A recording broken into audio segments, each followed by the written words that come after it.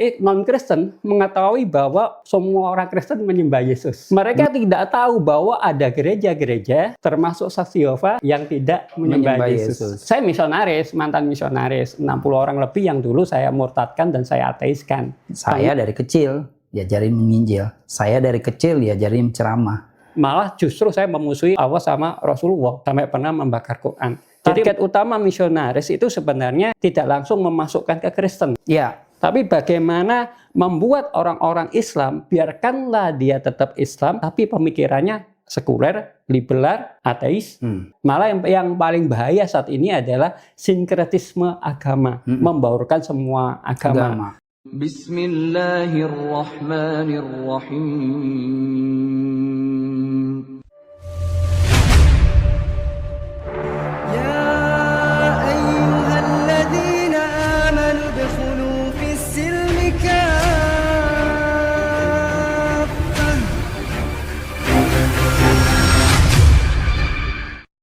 Assalamualaikum warahmatullahi wabarakatuh. Sahabat ngaji cerdas yang dirahmatin oleh Allah. Perkenalkan, nama saya Anton Kristiono. Saya di sini bareng Bang Yos, seorang mu'alaf dari Saksi Yehova. Ya. Joseph. Panggilannya Bang Yos ya, nanti memperkenalkan diri. Yang menarik di sini, mumpung Ramadan ini ya. Ramadan kemarin itu kita berbeda hari. Ada yang hari-hari yang berbeda. Yang satu tanggal 17 ya kalau nggak salah. Yang satu lagi tanggal 18. Begitu pula dengan khunut, sholat subuh. Sholat subuh ada yang pakai khunut, ada yang tidak. Begitu pula dengan bacaan bismillah dalam sholat. Ada yang mengucapkan bismillah dengan dikeraskan, ada yang dipelankan. Tapi itu seringkali sama orang-orang non-Islam dijadikan ini Bang Yos, dijadikan kritikan. Ini kenapa sih Islam, satu agama, kok beda-beda? Kenapa Ramadannya harinya tidak sama? Padahal masing-masing punya dalil, baik Al-Quran maupun hadisnya.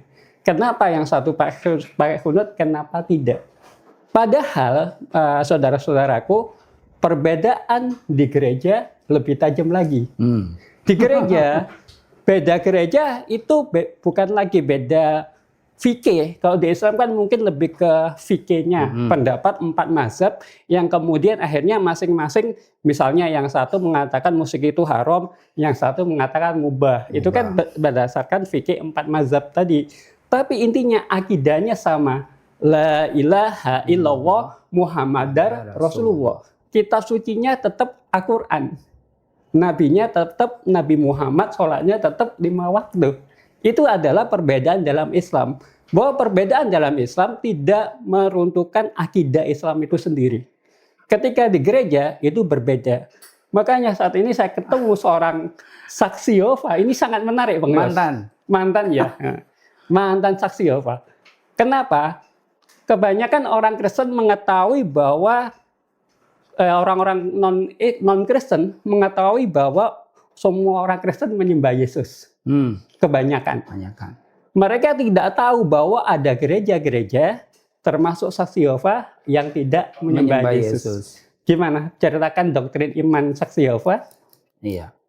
Jadi Saksi Yehova itu tidak menyembah Trinitas. Tidak menyembah Trinitas. Jadi mereka menentang doktrin Trinitas. Lalu mereka menyembahnya adalah Allahnya Yehuwa atau YHWH kalau bahasa Ibraninya ya, YHWH. Atau bahasa Inggrisnya Jehovah. Nah, mereka menganggap bahwa Yesus itu adalah anak. Jadi bukan Allah. Nah, Roh Kudus itu ya juga tidak dianggap Allah. Gitu. Jadi Roh Kudus tidak dianggap Allah, dia hanya tenaga aktif Allah atau kekuatan Allah ya untuk melakukan maksud tujuan Allah. Misalnya dalam penciptaan dan lain sebagainya. Itu Roh Kudus. Atau dalam melakukan pelayanan untuk penyebaran ajaran itu digerakkan oleh Roh Kudus. Jadi hanya tenaga aktif dari Allah Yehua itu Roh Kudus. Jadi bukan seperti Trinitas, doktrin Trinitas, kebanyakan Kristen menganggap bahwa anak juga Allah, Yesus. Ada Allah Bapa, Allah anak yaitu Yesus, Allah Bapa Yesus juga. Roh Kudus Allah juga. Iya, tiga. membingungkan. Bingung jadinya kan, membingungkan. Allahnya ada 3. Saksi Yehova percaya Allah itu Esa. Allah itu Esa. Percaya Taurat di Perjanjian Lama. Tapi yang jadi masalah itu mereka juga percaya ketika di Perjanjian Baru, yaitu Perjanjian catatan Paulus, mereka percaya itu juga catatan-catatan itu. Walaupun mereka tidak ikut doktrin itu, Trinitas, ya kan? Karena mereka menganggap bahwa 1 Yohanes 1 pada mulanya firman. Firman itu suatu Allah. Suatu Allah. Suatu Allah. Jadi bukan Allah, suatu. Dan mereka mengacu kepada Efesus 2 ayat 36 bahwa Yesus itu diangkat menjadi Tuhan. Itu yang Trinitas ya? Ada yang Saksi Yehova. Saksi Yehova juga. Ya, percaya itu. Yesus itu diangkat, jadi dia bukan Tuhan. Dia hanya diangkat menjadi Tuhan. Tapi bukan Tuhan yang sebenarnya. Iya. Bukan Tuhan, Allah bukan yang Tuhan ya. Tuhan ya. sama Tuhan kan? Kan beda. Lord sama ini. Iya, Lord sama itu kan beda. God. God. Jadi mereka nggak percaya Trinitas. Tapi pada dasarnya ya mereka percaya ajaran-ajaran dari Paulus juga. Misalnya pembatalan hukum Taurat. Mereka percaya bahwa hukum Taurat sudah diganti oleh kedatangannya Yesus. Seperti itu. Yesus membatalkan hukum Taurat. Jadi dengan kedatangan Yesus, hukum Taurat ini hanya, kalau mereka ajarannya hanya membimbing bangsa Israel, ya umat Israel dan umat dunia, umat seluruh dunia ini sampai ke kedatangan Yesus. Gitu. Kalau Yesus sudah datang menebus, ya udah selesai. Nggak perlu lagi hukum Taurat. Nah, makanya keluarlah hukum 2 hukum saja, yaitu hukum kasih. Kasih kepada Allah dengan segenap hati dan lain sebagainya, dan kasihlah kepada sesama. Hanya 2 hukum itu aja. Jadi boleh hukum Taurat melarang tidak boleh makan babi, karena udah dibatalin ya boleh makan babi. Jadi ini yang menarik ya. Jadi permasalahan Yesus membatalkan hukum Taurat. Ya kan? Pada dasarnya Yesus sendiri mengatakan bahwa dia datang ke dunia ini di Matius pasal 5 tidak membatalkan. Ayat 17 sampai 20 dia mengatakan, janganlah engkau mengira bahwa aku datang ke dunia ini untuk meniadakan hukum Taurat. Aku tidak meniadakan, tapi aku untuk menggenapinya. Karena itulah 1 iota maupun 1 titik pun dari hukum Taurat tidak akan dihapuskan selama dunia masih ada. Barang siapa yang mengajarkan hukum Taurat, maka dia akan mendudukkan ke tempat yang tertinggi di atas surga, kerajaan surga. Sedangkan barang siapa yang menghilangkan hukum Taurat, dia duduk di tempat terendah dalam kerajaan surga. Jadi Yesus sendiri mengatakan bahwa dia tidak meniadakan hukum Taurat. Tapi Kristen saat ini justru meniadakan hukum Taurat. Nah, perkataan Yesus yang dia mengatakan bahwa dia menggenapin hukum Taurat tadi dibenarkan oleh Al-Quran. Dalam surat Al-Quran, Al-Maidah ayat 46-47 dikatakan bahwa di dalam kitab Injil itu ada cahaya dan petunjuk yang menerangin. Di mana kitab Injil tadi menggenapin hukum Taurat. Gitu. Jadi saya juga mempelajari tentang studi Alkitab Al-Quran, Bang Yos. Jadi saya lihat ketika Yesus mengatakan dirinya tidak meniadakan hukum Taurat, ternyata itu dipertegas oleh Quran. Bahwa dalam Quran Al-Maidah 44 dan 45 dikatakan bahwa Taurat itu berasal dari Allah. Ada petunjuk dan cahaya yang menerangi. Al-Maidah ayat 46, 47 dikatakan bahwa Injil dari Allah dan dia itu mengenapin Taurat. Yang paling penting adalah di Al-Maidah ayat 48 dikatakan bahwa Al-Quran tadi menggenapin dan menjadi batu ujian dari kitab-kitab sebelumnya. Yaitu bahwa Al-Quran ini bisa menjadi batu ujian menentukan apakah ayat-ayat dalam Taurat dan Injil ini asli dari Allah atau bukan, karena terjadi percampuran. Nah, di sini yang menarik tadi adalah cerita Bang Yos di mana tentang Trinitas tadi. Saya ingat Bang Yos, ada teman kita mualaf juga, Pak Mowo Purwito. Pak Mowo Purwito itu bilang gini dalam tulisannya dia, orang Kristen saja menjelaskan tentang Trinitas kepada sesama Kristen jelimetnya setengah mati. Apalagi kepada orang lain. Karena apa? Karena teman-teman Trinitas ini mengakui bahwa Yesus itu 100% Allah Bapa, 100% Yesus. Roh Kudus juga di dalam situ, ya kan? Permasalahannya ketika Allah Bapa itu kekal, sedangkan Yesus itu dia pernah tidak ada di dunia, kemudian dia lahir, setelah dia lahir kemudian dia mengalami fase mati. Kalau dalam keyakinan Islam dia diangkat ke langit, kalau dalam keyakinan Kristen dia disalib, 3 hari kemudian dia dibangkitkan. Tapi intinya kan hari ini Yesus tidak ada di dunia ini, ya kan? Itu yang membuat kenapa Bang Yos yakin bahwa Yesus itu bukan Tuhan.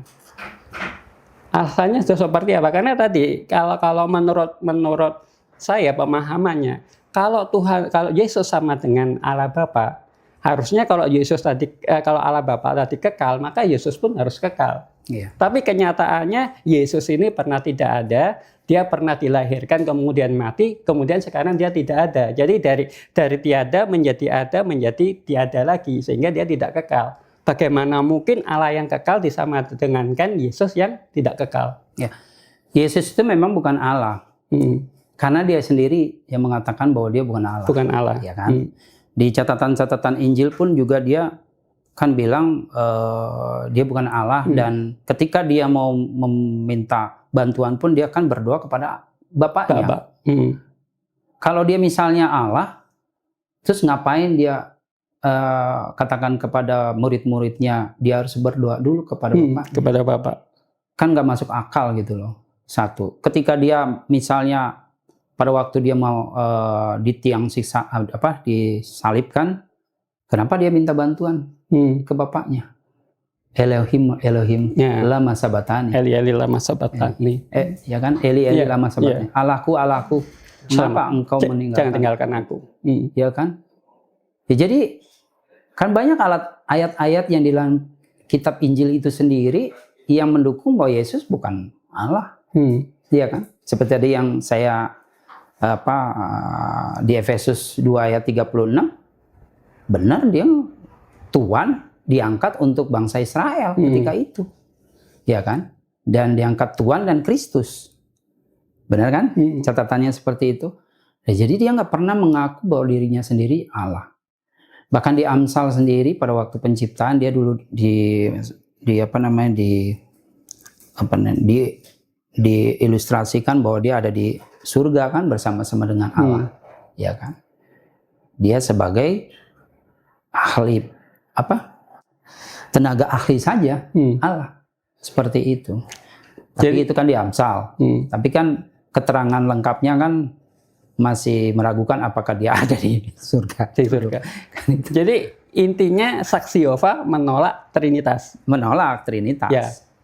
Jadi yakin bahwa Tuhan itu esa. Tuhan esa. Yesus anaknya. Utusannya. Nah, karena gini ya, saya melihat kayak Frank Donald dari Kristen Unitarian. Dia mengatakan bahwa dia menulis buku Alaf dalam Al-Quran versus Alkitab, sesembahan yang sama atau berbeda. Nah, dia mengatakan langsung, dia juga menulis Yesus bukan Tuhan tapi malaikat. Jadi saya melihat dari doktrin tauhid dalam Kristen atau Unitarian dalam kekristenan itu justru bingungnya mengikuti Yesus sebagai manusia atau sebagai Allah Bapa gitu kan. Ada yang mengatakan malaikat, ada yang mengatakan putra Allah, macam-macam. Jadi tidak seperti Islam. Kalau Islam mengatakan bahwa Yesus itu walaupun dia itu lahir, dalam artian dia lahirkan Bunda Maria atau Siti Maryam ini sebagai sosok perempuan suci kan, yang dimana roh itu ditiupkan ke dalam rahimnya sehingga dia seorang perempuan suci bisa punya anak. Tapi seistimewa apapun kejadian seorang Yesus bagi Allah, bagi umat Islam, mereka meyakini bahwa Yesus itu Rasul, sama dengan Nabi Muhammad dengan nabi-nabi yang lain. Tapi kalau di gereja beda paradigma gitu. Jadi intinya tadi yang saya sampaikan tadi pemirsa, di gereja itu perbedaannya itu tidak hanya tentang hukum fikih saja. Di gereja ini ya tadi ada saksi Yehova yang menolak Trinitas. Kebanyakan orang-orang Katolik, Protestan, dan gereja umumnya mereka mengakui bahwa Yesus itu Tuhan. Tapi Bang Yos mengakui Yesus sebagai perantara, sebagai Rasul. Dia sebagai Rasul. Dasarnya ayat-ayatnya? Kan dia pun juga mengatakan bahwa dia bukan bukan Allah. Ya kan? Dia itu sebagai perantara saja. Jadi sebenarnya di Alkitab Perjanjian Baru itu banyak pernyataan-pernyataan Yesus yang mengatakan bahwa dia tuh mengakui bahwa dirinya utusan Allah. Salah satunya adalah dalam Injil Yohanes pasal 17 ayat 3. Inilah hidup yang kekal karena mereka telah mengenal Engkau di sini adalah Allah Bapa. Mereka telah mengenal Engkau satu-satunya Allah yang benar dan telah mengenal Yesus Kristus yang telah Engkau utus. Satu-satunya Allah yang benar, la ilaha illallah. Nah, sedangkan Yesus Kristus yang telah Yohanes 3:7. Yesus adalah Rasulullah. Inilah ada dalam, silakan dicek Injil Yohanes pasal 17 ayat 3. 17 ayat 3. Ya. Jadi itu pengalaman. Jadi Bang Yos di Saksi Yehova berapa lama? Apa memang sejak lahir Saksi Yehova? Saya sejak lahir di Saksi Yehova. Memang terlahir di situ. Orang tua udah Saksi Yehova. Gitu. Cuman memang Saksi Yehova itu dia tidak percaya Trinitas. Tapi tetap ajarannya tidak sempurna. Iya. Nah, tidak sempurnanya di mana? Tidak sempurnanya ini yang menarik ini. Saya tidak sempurna. Dia mengaku bahwa Allah itu Esa. Dia mengakui bahwa Yesus itu perantara. Ya kan, Rasul lah, bisa sebut Nabi lah, ya kan, karena dia juga percaya kan di Injil bahwa Yesus itu Nabi. Tapi ada tapinya. Tapi tidak sempurna. Tidak sempurnanya dia tetap mendukung bahwa Yesus itu membatalkan hukum Taurat. Padahal Yesus mengakui bahwa dia datang ke dunia untuk menggenapi hukum Taurat. Tapi kenapa tetap mempercayai bahwa hukum Taurat itu dibatalkan dan hanya ada 2 hukum saja. Hukum kasih itu. Hukum kasih kepada Allah sama kepada manusia. Taurat tidak dipakai lagi. Jadi hukum kasih itu pemirsa adalah ketika Nabi Musa mengatakan, kasihlah Allahmu segenap hatimu. Nah, dengan segenap hatimu, dengan segenap akal budimu, dan dengan segenap kekuatanmu. Dan kasihlah sesama manusia seperti dirimu sendiri. Hanya itu. Dalam Islam hukum ini adalah hablu minallah, hablu minanas. Itu jadi sebenarnya ini adalah hukum terutama. Jadi semua ajaran para nabi itu ada konsep hablu minallah, ada hablu minanasnya gitu. Tapi kan kalau Muslim kan tetap masih berpatokan pada hukum Taurat itu. Iya. Mengatakan pada 600 hukum. Karena dalam Islam ditegaskan salah satunya tadi Al-Maidah ayat 48 dikatakan bahwa Al-Qur'an ini membenarkan. Bahkan di surat Al-Baqarah 1-5 dikatakan bahwa salah satu ciri orang beriman itu tidak hanya beriman kepada Al-Quran tapi kepada kitab-kitab sebelumnya. Tapi fungsi Al-Quran di sini dia tuh meluruskan. Makanya Al-Quran juga ada ayat-ayat yang menegaskan bahwa Yesus itu bukan Tuhan. Kemudian umat Kristen disuruh berhenti mengucapkan Tuhan itu 3 dan yang lainnya. Gitu. Jadi cuma kebanyakan orang kan nggak tahu. Iya. Dan satu lagi, Saksi Yehova tidak percaya manusia itu dibangkitkan di surga. Nggak percaya Tidak. tentang kebangkitan. Nah, ini nanti yang kita olah lebih ini. Jadi gini Bang Yos, saya tertarik. Kenapa? Saya sangat ketemu Bang Yos ini sesuatu yang tertarik. Karena apa? Karena sebenarnya latar belakang iman kita itu hampir sama Bang Yos. Iya. Hampir sama. Gitu. Jadi saya Anton Kristiono, kalau udah lihat di channel YouTube Anton Kristiono kan banyak tentang kisah saya. Saya dulu sebelum masuk Islam, saya dari gereja Yesus Kristus dari orang suci zaman akhir atau Kristen Mormon. Karena di Mormon kami itu selain Alkitab ada kitab Mormon, ada kitab ajaran perjanjian, dan ada mutiara yang sangat berharga, gitu kan. Jadi makanya disebut Kristen Mormon. Pendiri Kristen Mormon adalah Joseph Smith Jr. Pusatnya di Utah, Amerika Serikat. Gitu. Poinnya sama dengan saksi Yehova tadi. Di Mormon juga menolak Trinitas. Jadi Mormon mengatakan bahwa salah satu dalilnya adalah ketika Yesus dibaptis oleh Yohanes Pembaptis. Yesus Nabi Isa Al-Masih, Yohanes Pembaptis anak Zakaria. Nah, dia kalau dalam tradisi Islam dikenal sebagai Nabi Yahya alaihissalam. Ya kan? Jadi Yesus dibaptis oleh Yohanes Pembaptis. Di situ Yesus berada di kolam air bersama Yohanes Pembaptis. Kemudian ada burung merpati di langit yang melambangkan Roh Kudus. Dan ada suara dari surga yang mengatakan, inilah anakku yang kukasih, ikutilah dia. Jadi menurut pandangan Kristen Mormon, itu Yesus Allah Bapa dan Roh Kudus merupakan 3 pribadi yang berbeda. Karena apa? Karena tadi disebutkan bahwa suara dari surga melambangkan entitas atau zat Allah Bapa itu. Kemudian Yesus yang bersama Yohanes Pembaptis di air itu melambangkan tubuh Yesus ya, fisik Yesus secara fisik dan roh kan itu. Kemudian burung merpati tadi melambangkan Roh Kudus. Jadi berdasarkan kisah dalam Alkitab ini tentang Yesus yang dibaptis oleh Yohanes Pembaptis, ditegaskan bahwa Yesus Allah Bapa, Roh Kudus bukan satu pribadi yang tunggal, tapi pribadi yang berbeda. Kristen Mormon meyakini bahwa kesatuan itu yang disebut satu itu bukan satu tubuhnya, tapi satu visinya, bahwa Yesus itu menjadi juru selamat manusia. Juru selamat itu pengertiannya seperti apa sih? Kalau di Islam pemberi syafaat. Rasulullah, kenapa kok ketika ini kan Nabi yang lain cukup alaihissalam, tapi ketika Nabi Muhammad Shallallahu Alaihi Wasallam itu karena apa? Karena umat Islam meyakini bahwa Nabi Muhammad adalah pemberi syafaat kita ketika hari kebangkitan nanti. Nah, di Mormon pun dikatakan gitu, Yesus itu sebenarnya juru selamatnya itu dia bukan Tuhan.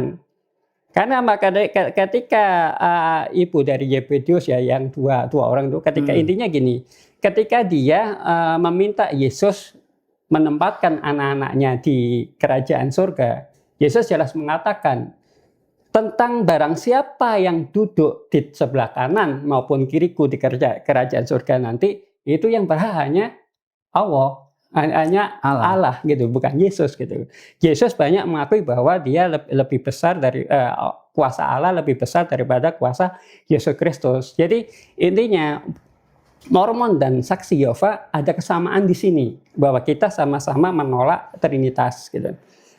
Cuma tadi yang saya sepakat dengan Bang Yos, belum sempurna. Bang Yos tadi tauhidnya belum sempurna. Belum sempurna. Kalau yang kita ingin supaya pemirsa nggak bingung lagi, apa yang menurut Bang Yos, kan ini udah tauhid nih, udah la ilaha illallah istilahnya, udah meyakini bahwa Tuhan itu esa.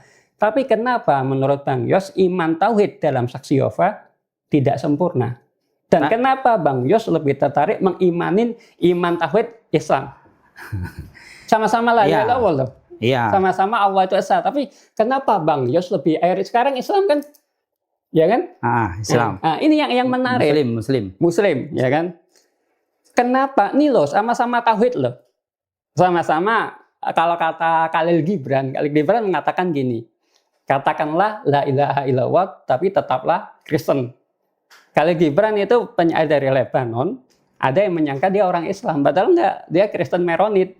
Kristen Maronit juga mengajarkan tentang Unitarian. Nah, Makanya yang saya menarik karena jarang Bang Yos orang mualaf yang dari Unitarian ya. Kebanyakan mualaf itu dari Katolik, dari Protestan. Mereka sebelumnya meyakini bahwa Yesus Tuhan, Yesus Kristus ya itu.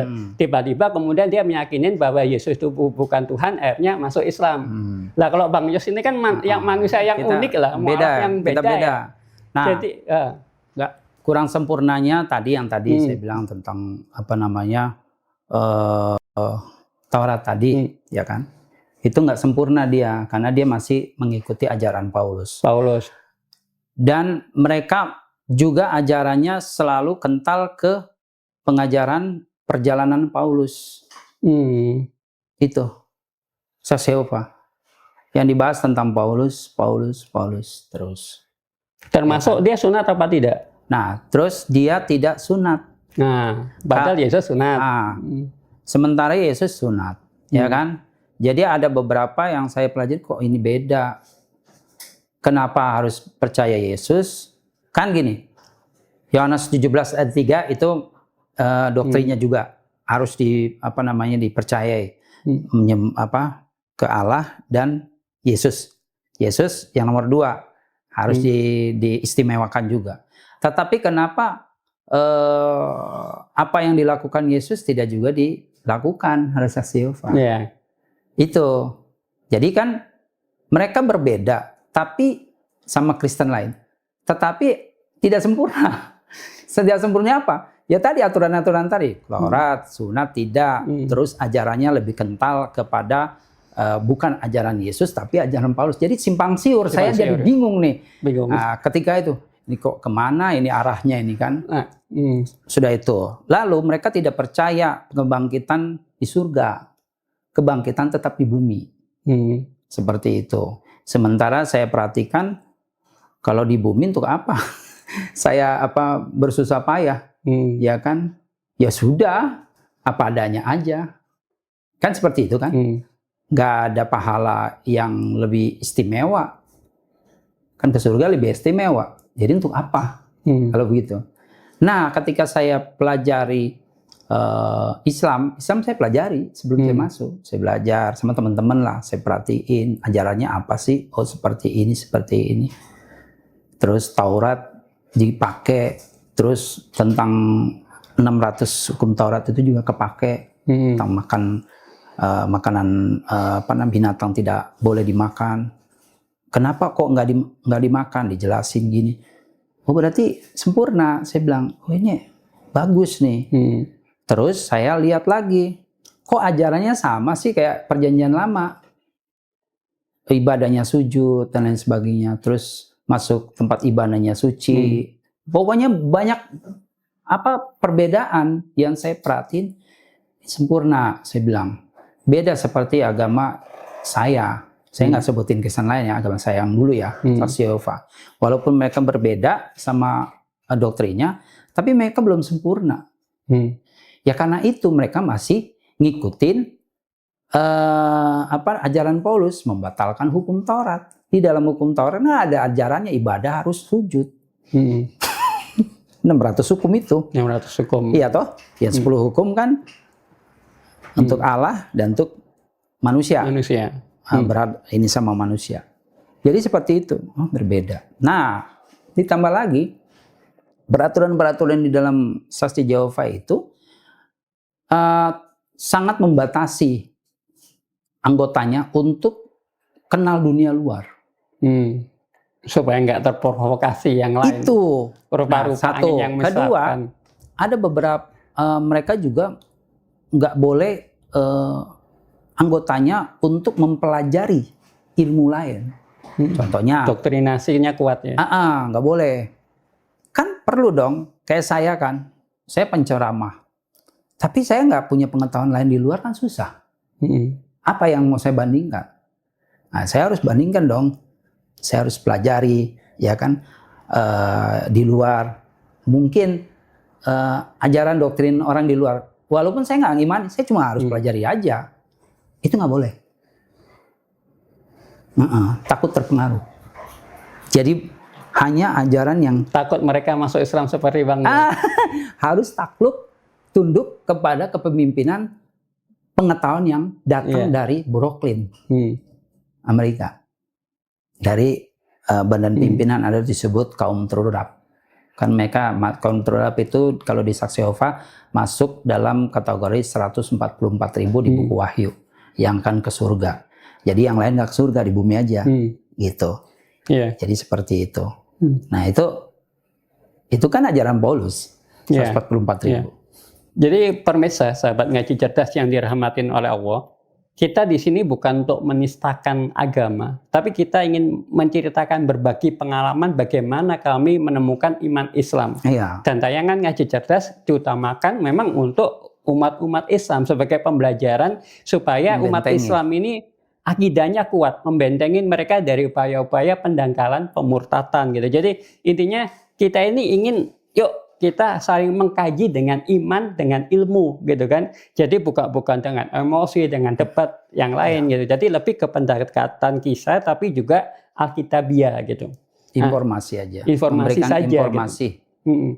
Jadi Bang Yos tadi, saya melihat ada kesamaan tadi ya. Saya kan dulu di Mormon. Yang tadi Mormon menolak Trinitas. Mormon mengakui Tuhan itu esa. Kemudian Mormon menolak doktrin Yesus sebagai penembus dosa.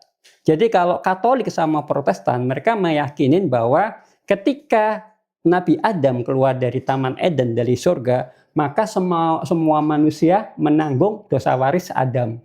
Yesus dilahirkan, disalib untuk menebus dosa manusia. Barang siapa yang meyakini Yesus sebagai juru selamat, maka dosanya akan ditebus oleh Yesus. Itu adalah doktrin penebusan dosa Katolik dan Protestan. Nah, di Mormon, agama saya sebelumnya, itu dikatakan bahwa manusia menanggung dosanya sendiri. Sama dengan Islam.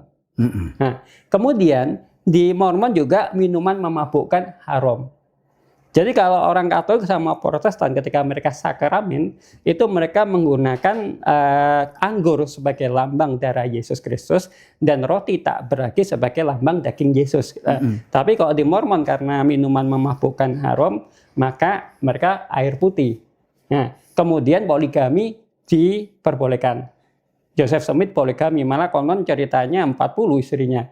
Gitu. Jadi intinya ada kesamaan, menolak Trinitas, mengakui Tuhan itu esa, Yesus bukan penebus dosa, semua manusia menanggung dosanya sendiri, minuman memabukkan haram, langsung poligami diperbolehkan. Jadi secara dasar hukum fikih Mormon dan Islam saling mendekatin. Tapi saya juga mengalami fase seperti Bang Yos tadi. Kenapa kok Bang Yos yang tauhid di Saksi Yehova akhirnya kok mau berpindah lock out langsung masuk ke Islam ya kan, ke tauhid Islam, padahal sama-sama tauhid. Saya pun gitu. Ternyata gini Bang Yos. Jadi Joseph Smith itu kan dia pada abad 18 dia meyakinin bahwa semua gereja telah jatuh dalam kemurtatan besar. Jadi semua gereja yang ada pada saat ini tidak lagi mengajarkan, melaksanakan ajaran Yesus Kristus yang sebenarnya. Ya seperti kata Bang Yos tadi di Saksi Yehova, kebanyakan hukum yang berlaku saat ini bukan hukum Yesus Kristus, tapi hukum Paulus. Yesus mengatakan dia tidak meniadakan hukum Taurat, tetapi menggenapinya. Justru yang ada saat Paulus ini, ngilangin. Paulus menghilangin, sunat juga tidak, padahal Yesus sunat. Karena itulah Joseph Smith dia menyendiri di sebuah hutan, Bang Yos. Kemudian di hutan ini dia didatengin oleh Allah Bapa dan Yesus Kristus sebagai dua orang yang kembar. Jadi dalam keyakinan orang Mormon itu Allah Bapa dan Yesus itu bisa dilihat punya fisik. Padahal menurut orang Islam kul huwallahu ahad, bahwa Tuhan itu esa, dia tidak ada yang serupa dan setara dengan dia, tidak ada yang dia tidak beranak dan tidak diperanakan gitu loh. Tapi Mormon mengakui bahwa Yesus Kristus itu dia merupakan dua orang yang kembar seperti itu. Nah, di sini yang saya catat itu si Nabi Musa itu tidak bisa melihat wajah Allah. Ingat kisah Nabi Musa yang ingin melihat wajah Allah. Kan api aja yang dilihat. Ya, yang api aja. Itu ada di kitab Keluaran pasal 33 ayat 18 sampai 20. Jadi intinya Musa di gurun Sinai, dia ingin melihat wajah Allah tapi dia pingsan, ya kan? Iya, nggak bisa. Nah, kisah yang sama itu ada dalam surat Al-A'raf ayat 143. Jadi intinya dalam Taurat, Injil, Alkitab yang ada saat ini, itu sama Al-Quran ada ayat-ayat yang masih sama. Jadi saat itu saya pelajari, ternyata di kitab Keluaran pasal 33 ayat 18 sampai 20, kemudian saya bandingkan dengan surat Al-A'raf 143. Ini poinnya sama. Bahwa saat itu Yesus di gurun Sinai atau di gunung Tursina, dia ingin melihat wajah Allah Bapa. Tapi ternyata dia tidak mampu. Bahkan dalam Alkitab Perjanjian Lama ditegaskan, barang siapa yang melihat Allah maka dia akan mati. Bukan hanya melihat wajahnya, melihat punggungnya aja mati. Tapi kenapa Joseph Smith bisa melihat Allah Bapa? Bagaimana Joseph, seorang Musa yang Rasul utama, dia tidak bisa melihat Allah, tapi Joseph Smith kenapa bisa didatangin oleh Allah Bapa dan Yesus? Ini adalah yang membuat akhirnya tahun 2005 saya keluar dari Kristen Mormon, kemudian saya mendalami Unitarian, baru November 2008 saya masuk Islam. Alhamdulillah kita sekarang sama-sama Muslim. Itu. Poinnya di situ Bang Yos. Cuma kebanyakan orang tidak tahu, banyak orang itu mengira bahwa Kristen pasti menuhankan Yesus. Padahal ada gereja-gereja yang tidak menuhankan Yesus seperti Advent, Saksi Yehova, Ortodoks, Tiberias, Mormon, Unitarian, macam-macam lah itu kan. Cuma gereja-gereja ini pemirsa sering dilabelin sebagai gereja sesat, bidat, ya kan, oleh teman-teman dari Katolik dan Protestan. Gitu. Jadi intinya sebenarnya saya misionaris, mantan misionaris, 60 orang lebih yang dulu saya murtadkan dan saya ateiskan. Bang Yos ada pengalaman tentang misi juga? Ada. Ya kalau Saksi Yehova kan itu kan penginjilan kan memang diharuskan. Iya. Penginjilan. Jadi penginjilan ke pelosok-pelosok. Kebetulan dulu saya juga untuk sebagai tim untuk penginjilan untuk memapping wilayah-wilayah yang mana wilayah Muslim yang harus dimasukin, Muslim keras atau Muslim tidak keras. Yang tidak keras itu dibabras. Tapi kalau Saksi Yehova kan kecenderungannya ke Kristen, dihajar Kristen. Kalaupun Muslim lebih bagus malah. Muslim dimasukin ke Saksi Yehova. Ya bapak saya sendiri kan dulu Muslim. Ya, Muslim masuk. Iya, seperti itu. Jadi Saksi Yehova memang untuk penginjilan itu udah terkenal lah. Jadi dari kecil memang diajarkan untuk menginjil dari kecil. Saya dari kecil diajarin menginjil. Saya dari kecil diajarin ceramah. Tapi saya ceramah full, diangkat menjadi hak istimewa, ceramah di depan umum banyak. Itu tahun 2000-an. Saya tahun 2000-an saya dapat bahan naskah langsung dari kantor cabang atau langsung dari kantor pusat untuk dikhotbahin, yaitu tahun 2000-an gitu. Tapi itu alhamdulillah sudah jalannya Allah. Mungkin saya disitulah, ketika saya di situ jadi penceramah, di situ juga lah saya akhirnya tahu semuanya dengan riset, tahu kebelum sempurnaan Saksi Yehova. Ya. Sehingga dan akhirnya saya juga mempelajari Al-Quran. Saya punya Al-Quran, saya pelajari. Jadi misionaris juga mempelajari Al-Quran ya? Semuanya harus. Wajib kan? Wajib pelajari. Makanya wajib, bukan wajib, karena bahan yang dikasih itu karena harus cari. Pada dasarnya kita itu sebagai misionaris dimasukkan ke dalam umat Islam untuk mempengaruhi mereka supaya masuk ke agama kita. Lah kalau kita nggak paham Islam, bagaimana kita mengajak mereka? Akhirnya belajar itu. Setelah belajar di situ, belajar dalam pergaulan dengan teman-teman. Nah disitulah mulai timbul mungkin ketertarikannya di situ, yang ketertarikan dengan Islam. Ditambah nih Sasiova nggak sempurna nih, sama aja. Saya lihat dengan Kristen lain, cuma perbedaannya dia nggak percaya Trinitas, itu aja. Ya. Walaupun dulu saya sering debat sama pejabat-pejabat Kristen dari Persatuan Gereja Indonesia. Kristen yang lain kan? Iya, saya dulu pernah bukan debat ya, berdiskusi, bertukar pikiran sama bendahara Persatuan Gereja Indonesia. Itu saya pernah masuk. Ya dia mengakui bahwasannya ya Trinitas itu Yesus itu bukan Allah. Akhirnya setelah dengan argumentasi sama saya cuma selalu pakai 2 ayat dalam berargumentasi dengan orang apa Kristen. Aja ayatnya tuh? Ayatnya Keluaran 7 ayat 1. Apa? Lalu Efesus 2 tadi ayat 3. Oh, Efesus 2. Ya. Kalau saya ya Keluaran 7 ayat 1 ya. Allah mengangkat Musa sebagai Allah. Harun sebagai nabi. Itu. Terus Efesus 2 ayat 36. Yesus diangkat menjadi Tuhan dan Kristus untuk bangsa Israel. Musa diangkat menjadi Allah untuk menaklukkan Firaun. Kenapa? Karena Firaun ketika itu tidak menganggap ada Allah. Dia Allah. Jadi untuk menaklukkannya, Allah mengangkat Musa menjadi Allah. Untuk menaklukkan keras tengkuknya orang-orang Farisi dan lain sebagainya, ketika itu, Yesus diangkat jadi Tuhan dan Kristus. Ya kan seperti itu. Jadi kalau dibilang Yesus itu Tuhan, Musa juga Tuhan dong. Kan dia diangkat juga. Nah 2 ayat itu aja yang saya selalu pakai untuk menggugurkan Trinitas itu. Jadi memang gini, banyak orang mengatakan bahwa misionaris itu yang dihadapin orang Islam doang.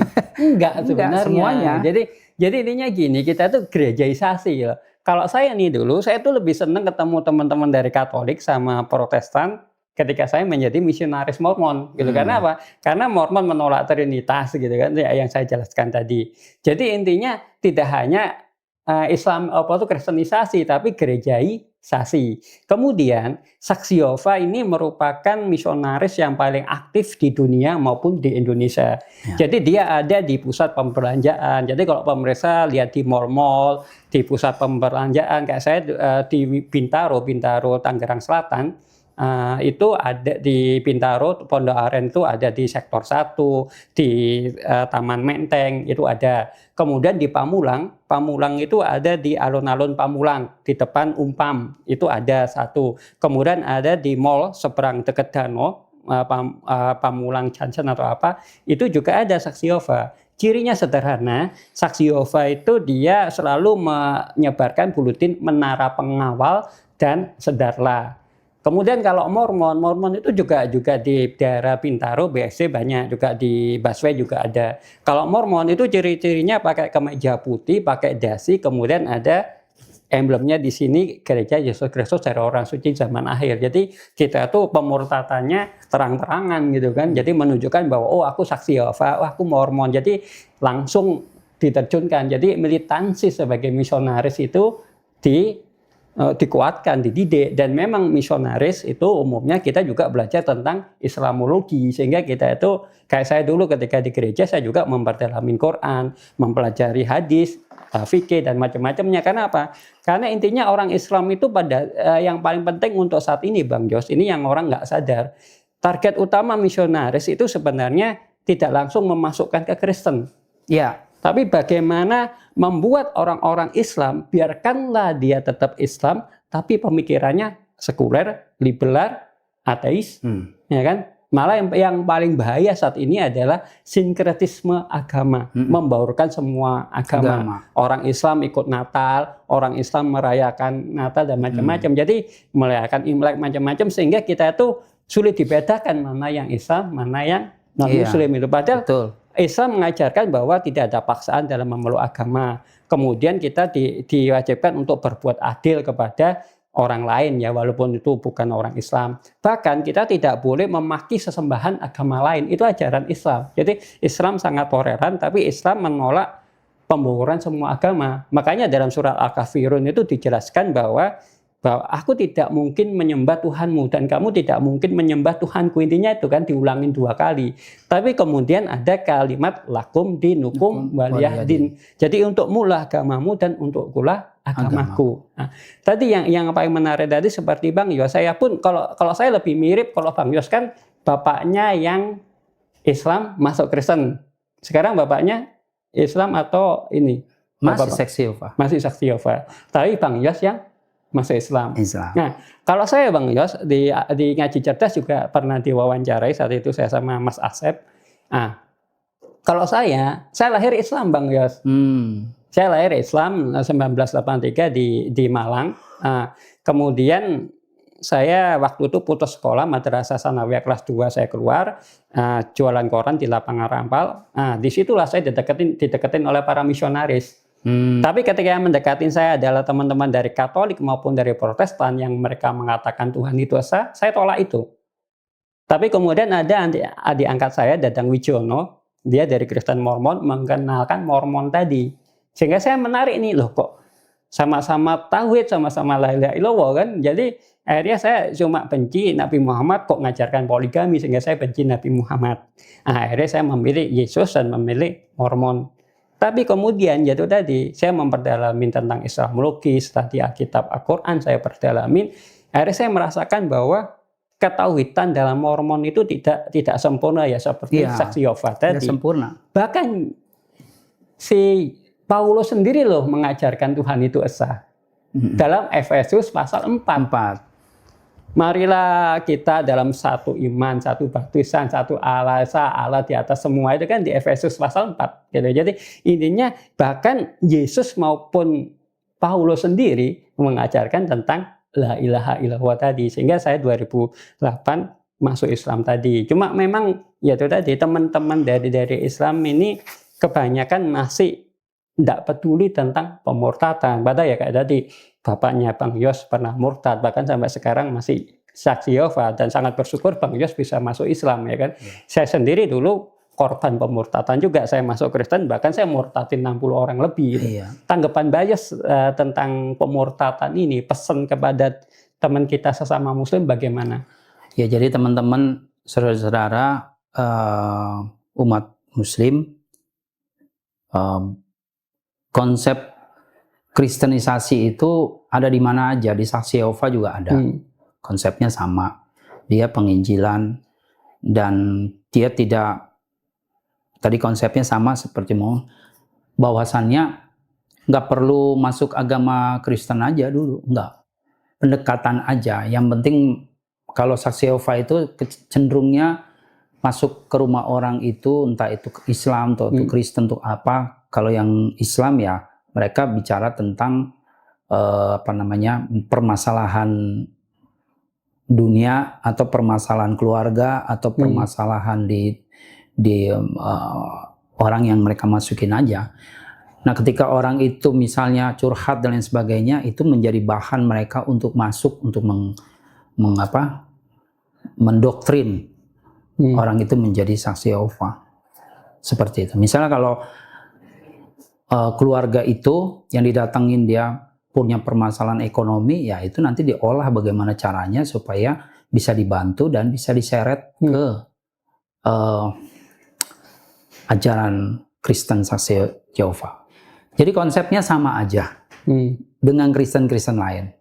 Konsep doktrin Trinitasnya mungkin berbeda, ya kan, tidak percaya. Tapi doktrin yang lain tetap sama. Misinya amanat agung sama. Tetap sama. Saksi Yehova datang ke rumah-rumah, mereka nggak langsung juga, kadang-kadang pakai menara pengawal dan sedarlah. Mereka bisa menggunakan pakai risalah.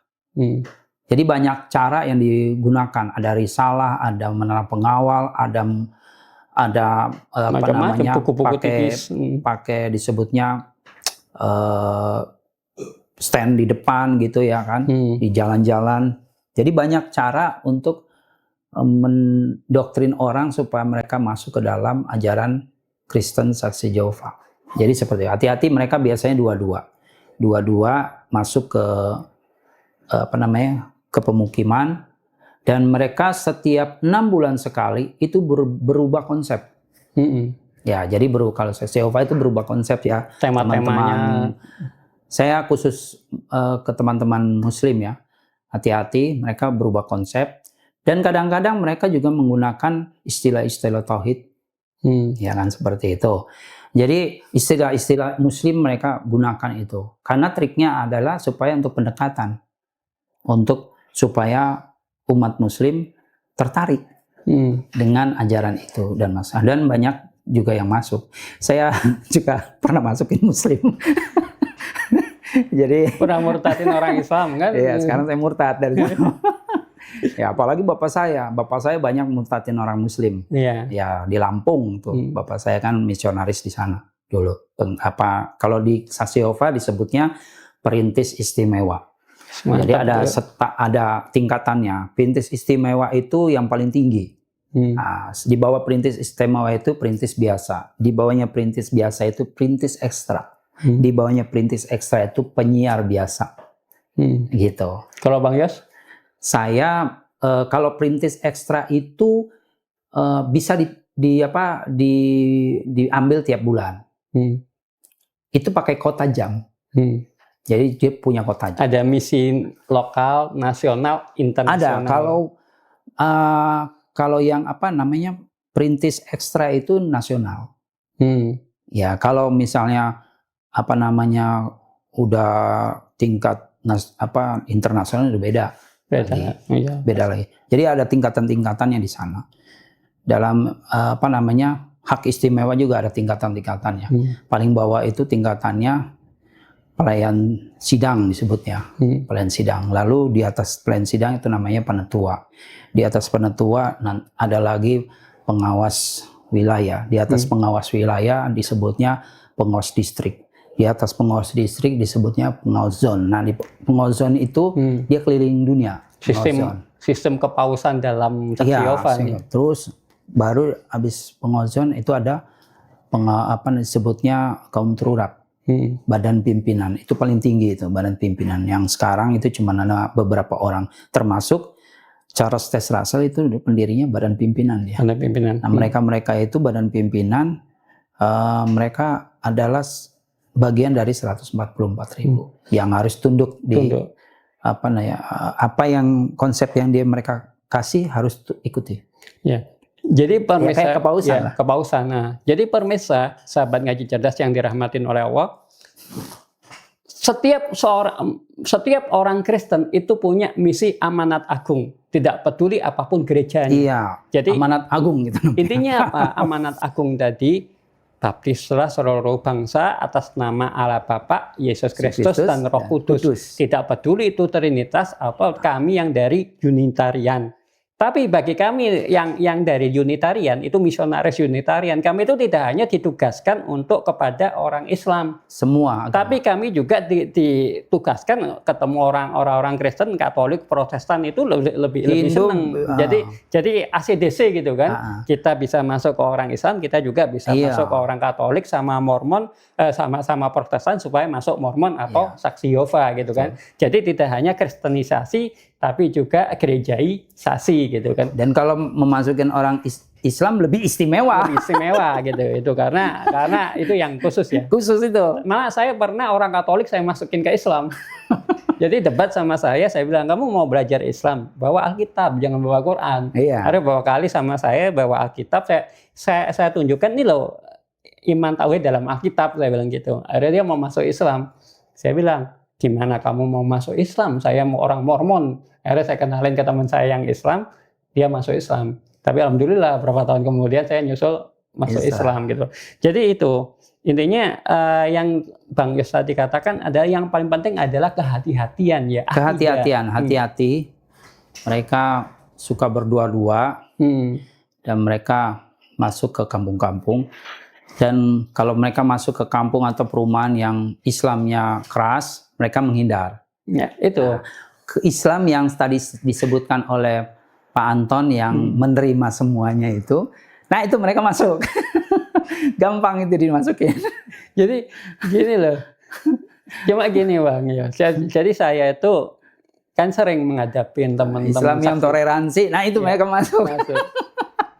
Saya tuh sering toleransi semuanya. Ya, sering kritis semua agama. Jadi intinya gini. Saya tuh sama Saksi Yehova unik ya. Jadi sering saya ngelihat Saksi Yehova. Saya kan nulis buku tuh ya, berapa buku ya, 5 buku. Saya kalau ada Saksi Yehova itu dekat rumah saya pulang dulu. Kan pasti mereka lama tuh di satu tempat kan. Saya pulang dulu ke rumah, ambil buku, saya kasih buku saya ambil buku dari mereka gitu. Saya bilang, di situ ada nomor HP saya. Kalau mau diskusi, mau debat, monggo. Jadi jangan hanya di jalanan, kita pakai forum diskusi. Tapi herannya kok nggak. Dia nggak mau debat. Kenapa itu Bang Yud? Jadi Saksi Yehova itu nggak mau berdebat. Memang mereka menghindari perdebatan. Jadi tadi Bang Yus katakan bahwa mereka ini nggak boleh mempelajari agama lain, nggak boleh berdebat. Jadi benar-benar mereka tertutup. Kalau kami dulu di Mormon masih bebas ya. Jadi memang kayak saya belajar Islamologi. Mereka debat paling orang-orang tertentu. Orang-orang tertentu aja. Misalnya seperti yang dipilih sama gereja, pengawas wilayah atau pengawas zone yang di sini, orang tertentu, mentornya mereka. Itu dimajuin. Yang juga tahu tentang, misalnya dia tahu tentang dia orang hukum juga, nah itu dimajuin. Jadi ini kalau enggak. Ada semacam kayak saya gini nggak dimajuin. Profiling ya. Jadi kalau saya dulu gini, saya ketika saya masuk ke suatu debat luas kayak kolonitan gitu, mereka nggak. Jadi wilayah misi saya kan di Jawa Timur. Saya tuh sering ditugaskan untuk profiling gitu. Jadi ketika saya masuk suatu daerah di masyarakat Muslim, itu saya lihat, saya petakan nih, oh ini orang Islam yang sulit dimasukin. Oh ini orang mapping dulu lah. Ya mapping dulu. Ini orang Islam yang Islam abangan, yang gampang diinikan. Kemudian saya kan mahasiswa tuh. Saya target, saya bimbingan skripsi gratis 3-4 bulan mereka ateis atau murtad kayak gitu. Jadi saya sering profiling gitu untuk mapping area, langsung mengenalin orang-orangnya. Strategi pendekatan ke si A sama si B nggak bisa sama. Ya beda. Harus beda karena masing-masing punya persoalan. Kebanyakan orang bisa murtad dari Islam bukan karena mereka menemukan kesalahan dalam Al-Quran, kesalahan dalam Islam. Tapi umumnya ada faktor X. Kayak saya dulu karena orang tua saya poligami sehingga bercerai, keluarga berantakan, sehingga saya benci poligami, benci Rasul, akhirnya saya murtad dari Islam. Kebanyakan teman-teman yang lain juga gitu. Ada yang karena faktor cinta, karena lemahnya iman, pendidikan, ekonomi tadi macam-macam gitu loh.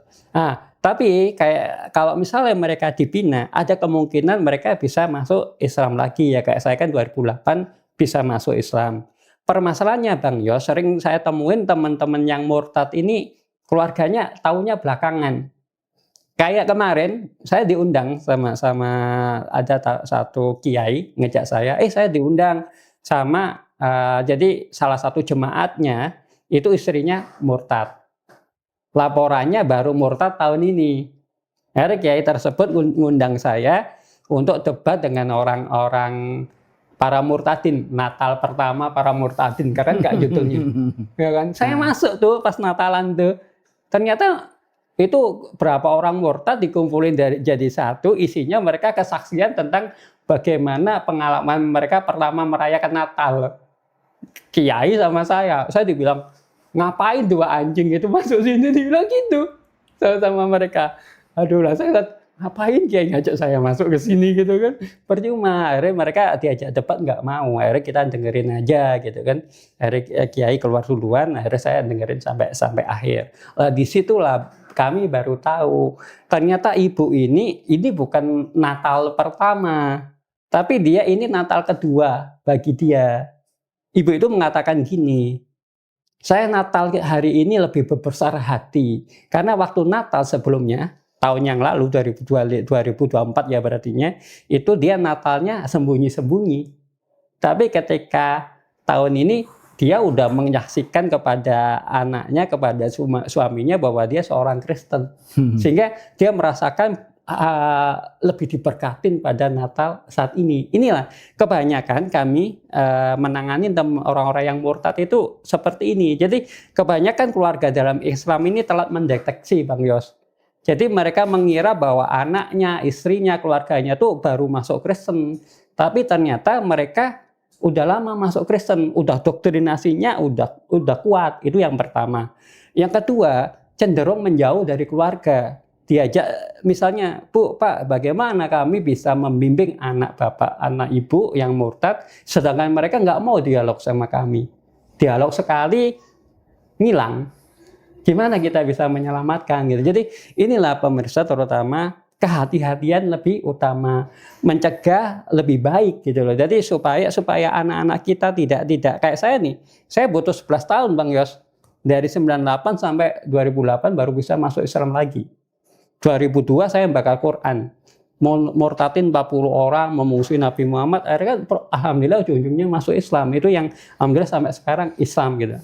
Kebanyakan yang lain kalau udah murtad susah baliknya. Bahkan bapaknya Bang Yos sendiri sampai sekarang masih ini ya saksi Yehova. Alhamdulillah Bang Yos bisa masuk Islam. Ini jadi intinya penanggulangan pemurtadan, pembentengan akidah umat itu bukan sesuatu yang sepele, tapi ini yang utama. Iya. Pesan dari Bang Yos bagaimana? Pesan untuk saudara-saudara Muslim, tetap istiqomah, hati-hati dengan ajaran Kristen. Seperti saya lah, Kristen saya aja lah. Nggak usah Kristen yang lain. Kristen ajaran dulu saya, Kristen saya dulu ya. Sekarang saya Muslim. Dulu ajaran saya saksi Yehova. Jadi mereka menggunakan istilah Paulus. Paulus itu kan filsafat. Jadi dia bilang ya cerdik seperti ular, tulus seperti merpati. Ya itu Paulus tuh doktrinnya tuh. Dia filsafat. Jadi dia pinter bikin kata-kata bijak seperti itu. Nah, cerdik. Mereka cerdik semua.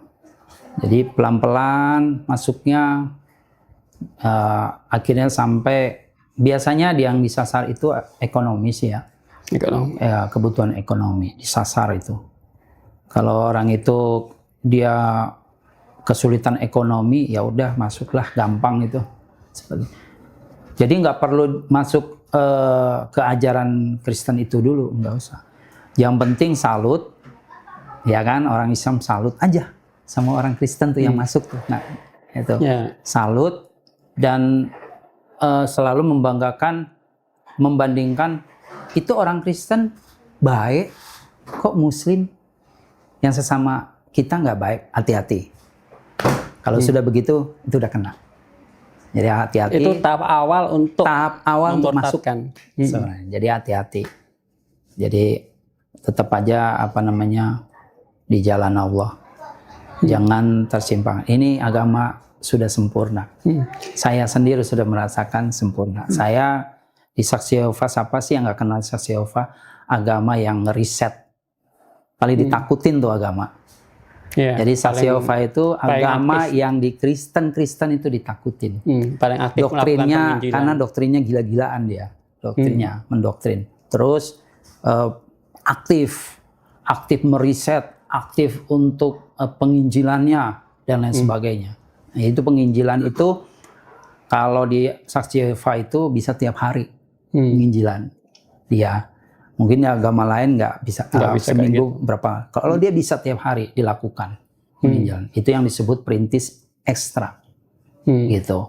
Perintis biasa itu lebih gila lagi. Perintis istimewa lebih lagi. Gila-gilaan. Seperti itu. Untuk mendoktrin penginjilan itu. Jadi untuk saudara-saudara Muslim berhati-hatilah. Jadi mungkin sebagai penutup kita ya, saya ingin menegaskan dua hal. Yang pertama gini saudaraku, saya sekarang Muslim, alhamdulillah. Istri saya juga seorang mualaf. Dulu istri saya dari Kristen HKBP Batak, marga Boru Tagalung. Tapi kami bersyukurnya gini, walaupun kami 8 saudara, istri saya 8 saudara, dia cuma satu-satunya Islam. Tapi di keluarga kami, di keluarga besar Huta Galung itu kami sama-sama rukun. Jadi antara Islam sama Kristen kita udah biasa itu berdampingan gitu kan. Kami saling tolong menolong. Jadi ibaratnya berbakti kepada orang tua dan saudara itu tanpa membedakan iman gitu. Tapi jadi walaupun kita beda iman, kita tetap keluarga dan kami bisa hidup damai. Islam pun mengajarkan gitu. Bagaimana seorang Nabi Muhammad dengan Abi Thalib pamannya. Abi Thalib tidak mau masuk Islam, tapi beliaulah penolong Nabi Muhammad yang paling utama. Sehingga ketika Abi Thalib meninggal dan Siti Khadijah meninggal, dikatakan tahun kesedihan Nabi sebelum Nabi Isra Mi'raj kan gitu. Jadi intinya dalam keluarga saya, alhamdulillah Bang Yos, walaupun saya dan istri itu kalau di keluarga besar istri minoritas, semuanya Kristen gitu kan. Tapi kami mampu hidup damai dan Islam memang mengajarkan tentang Islam rahmatan lil alamin. Kemudian yang paling penting tadi, sebenarnya target pemurtatan itu tidak hanya orang-orang miskin. Memang lebih mudah orang miskin butuh bantuan, orang Islam tidak peduli, tinggal kita kasih bantuan. Tapi kalau saya dulu, saya lebih kepada misi kepada mahasiswa. Jadi mahasiswa yang nggak bisa nulis skripsi, saya dampingin, akhirnya mereka murtad. Jadi strategi pemurtatan itu beragam, banyak cara. Jadi intinya kita ini ibaratnya mungkin lain kali kita fokus ke strategi pemurtatan lebih enak ya. Murtadin mereka. Bagaimana cara murtadin mereka dan bagaimana membentengin orang Islam gitu. Sebenarnya kita gampang murtadin mereka, karena kan kita udah pernah di sana.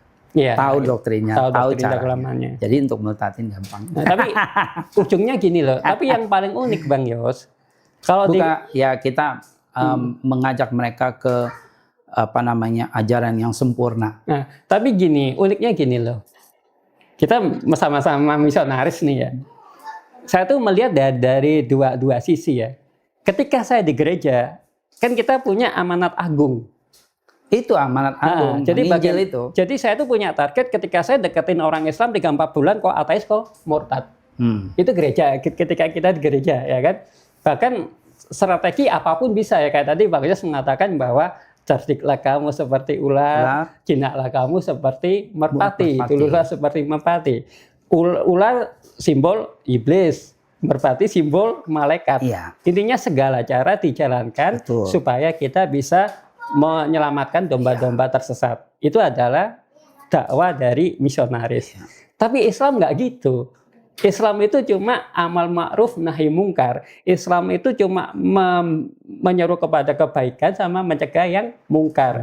Dan di Islam itu tidak ada paksaan dalam memeluk agama. Silakan. Jadi intinya Islam itu menyampaikan ini loh yang benar, ini loh yang salah gitu kan. Tapi kalau kau mau beriman, monggo, nggak beriman juga silahkan. Makanya ketika sejak saya di Islam, saya nggak pernah targeting. Tapi kalau di gereja dulu saya targeting. Itulah perbedaannya. Nah, jadi saksi Yehova itu berhati-hatilah. Ini saya kasih tahu yang terakhir tentang agama saya dulu ya, saksi Yehova. Jadi dia kadang-kadang membahas itu nggak harus pakai Alkitab. Dia nggak bahas yang penting buku, yang menyentuh hati lah. Dia nggak bahas pakai menara pengawal dan saudara.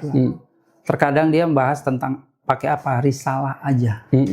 Jadi dia pakai risalah itu, dia bahas tuh tentang misalnya risalahnya macam-macam yang keluar. Risalah tentang mereka itu melihat perkembangan dunia sekarang. Sekarang ini perkembangan dunia lagi membicarakan tentang apa, peristiwa apa, itu diangkat di risalah itu, temanya dicetak keluar. Nah, itu baru dia bahas. Misalnya sekarang lagi tentang bencana banyak, ya kan? Dia keluarkan risalah tentang bencana, saudara tentang bencana. Nah, kita disuruh dibimbing, diarahkan untuk bahas tentang itu, risalah itu. Nah, ketika kita orang yang diajak bicara itu akhirnya merespon terus akhirnya terjadi pembahasan, itu sudah masuk ke doktrin. Jadi gini loh, saksi Yehova itu mereka selalu menyajikan tema yang tematik sekali, yang dibutuhkan oleh orang-orang pada saat ini.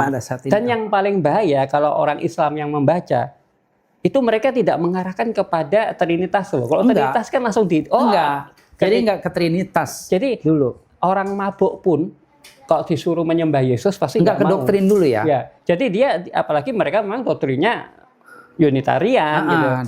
Jadi kan Esa kan. Jadi dia mengajarkan kepasrahan kepada Allah. Kepada Yahuwah yang tauhid. Jadi tidak mempersekutukan Allah dengan siapapun gitu. Tapi cuma melenceng secara akidah tadi dan secara syar'i, sehingga kalau orang Islam yang pemahamannya tentang Islam, tentang Quran itu hampir nggak ada, lemah iman, lemah ilmu, gampang masuk dah. Ya seperti kata Bang Yos tadi ketika dia mengatakan bahwa orang Kristen lebih kasih dari Islam tanpa diimbangi tentang ilmu, selesai. Masuk. Dan apalagi target utama kristenisasi itu, biarkanlah orang tuanya Islam tapi nggak sholat, biarkan orang tuanya Islam tapi nggak pernah baca Quran, beres. Nanti anak-anaknya murtad dengan sendirinya gitu. Makanya sebuah anugerah terbesar dari Allah ketika maaf bapaknya Bang Yos murtad, tapi Bang Yos justru masuk Islam dan sekarang istiqomah dalam dakwah.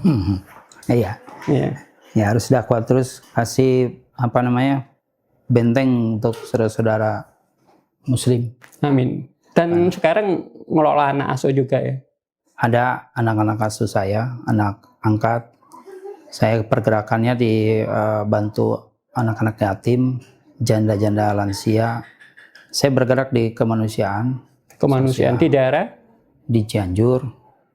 Keliling di mana saja. Di mana saja. Di mana kaki saya berpijak ya di situ saya. Masya Allah. Dakwah kemanusiaan, dakwah seperti ini. Seperti itu. Jadi kasih tahu ke mereka. Ya kadang kalau di lapangan kan mereka bingung, kok nama saya Joseph Josia, tapi kok Muslim? Kok Muslim? Saya bilang saya memang dulu mualaf, saya bilang. Kalau nama saya Anton Kristiono. Iya. Tapi memang Anton Kristiono itu diberi nama oleh orang tua saya yang memang orang Islam. Gitu. Jadi malah nama asli saya Anton Kristianto, tapi ketika mau kelas 6 SD mau nulis ijazah, orang tua saya dipanggil sama kepala sekolah, jangan Anton Kristianto. Kalau Anton Kristiano kan Kristianto orang Kristen, akhirnya dijadikan Anton Kristiono. Tapi ternyata saya murtad, tapi alhamdulillah masuk Islam lagi. Yeah. Ini cukup lama juga kita ya. Intinya apa pesan terakhir deh? Ini benar-benar terakhir ya. Yang Bang Yos ini kan kepada teman-teman ngaji cerdas. Teman-teman ngaji cerdas, kita teman-teman ini aja. Kembali lagi saya selalu ngarahin orang untuk tetap istiqomah. Karena saya masuk kembali ke jalan Allah ini. Kita nggak bilang masuk Islam ya, kembali ke jalan Allah karena fitrah. Semuanya itu agama itu awalnya itu Islam semua. Jadi masuk Islam itu bukan karena saya ada sesuatu karena syarat ya. Saya kembali ke jalan Allah itu karena tanpa syarat. Karena cinta kepada Allah, bukan cinta kepada manusia. Karena saya kan kembali ke jalan Allah bukan karena nikah, ya kan? Bukan karena ekonomi, bukan karena ekonomi, bukan karena tekanan, bukan karena apa.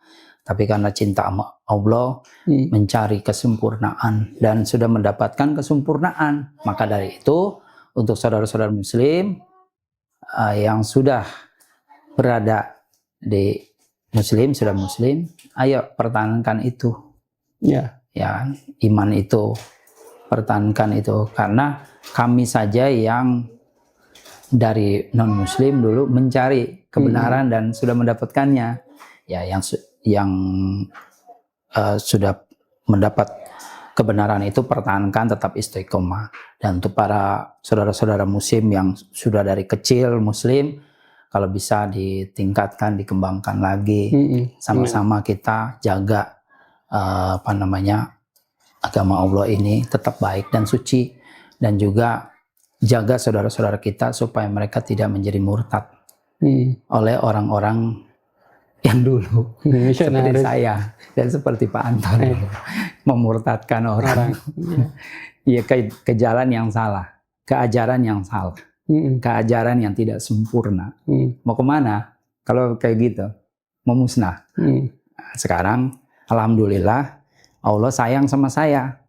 Dia tuntun saya, ya kan? Akhirnya sampai ke jalan yang benar, ke ajaran yang sempurna. Kalau enggak, saya mati. Saya udah nggak ada. Gitu. Nggak ada artinya lagi saya. Untuk apa? Sekarang saya udah kenal ini ya, saya punya arti. Hidup saya berarti. Saya punya harapan. Ya toh? Seperti itu. Saya keselamatan ya itu urusan Allah. Iya. Itu aja. Ya, jadi saudara-saudaraku, mumpung ini momentum Ramadan, kebanyakan orang Islam itu, maaf ya, ininya musiman. Jadi ketika Ramadan ini rajin taraweh, rajin tadarus, rajin beramal macam-macam, tapi setelah Ramadan syiar Islam itu kayak nggak semarak gitu. Ini yang harus kita ini bagaimana supaya Ramadan itu menjadi momentum pembelajaran bagi kita. Yang paling istimewa dalam Islam adalah hidayah iman tauhid itu sendiri.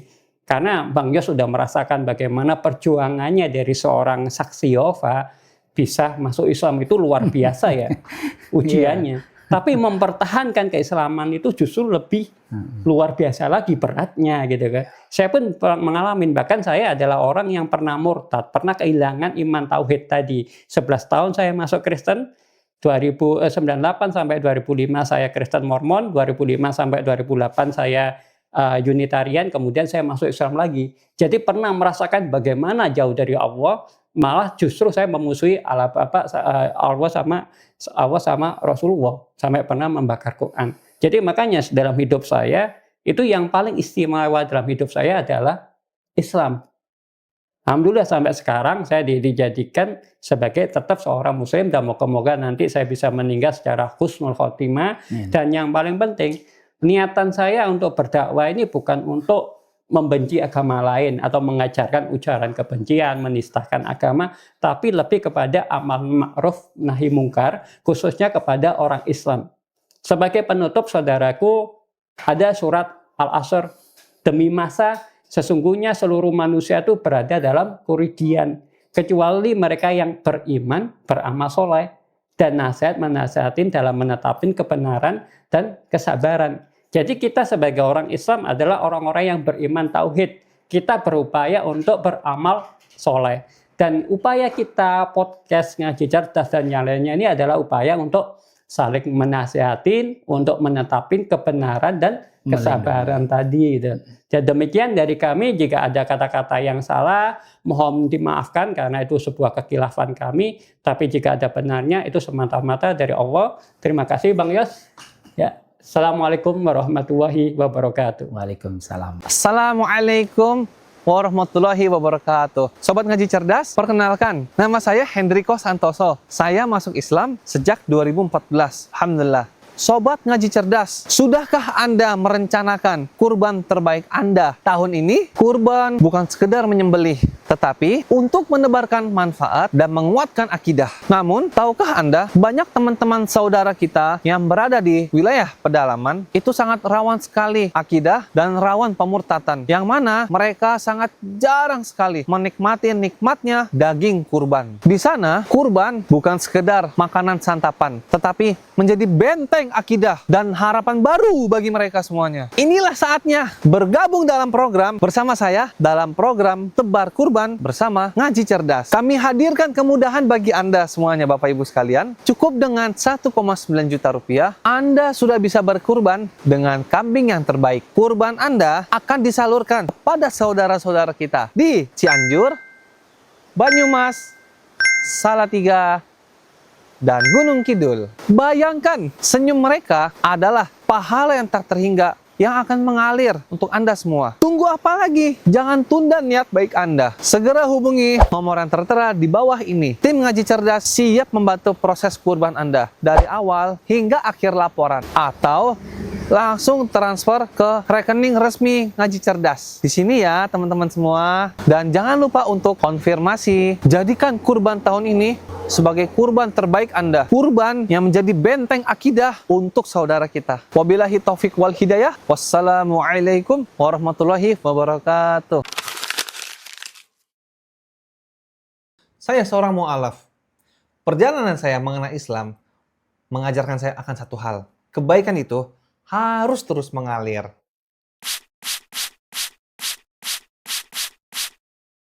Inilah Walid Parfum.